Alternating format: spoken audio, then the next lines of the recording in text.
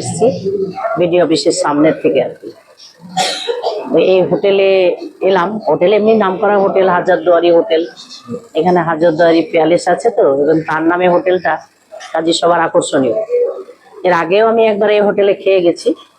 তো হোটেলের খাবার দাবার টাটকা, গরম, খুব ভালো লাগলো খেতে, সুস্বাদু ছিল।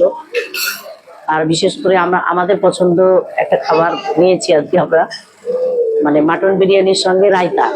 রায়তাটা খুব ভালো লাগে এখানকার। আর এমনিতে পরিবেশনটা খুব সুন্দর।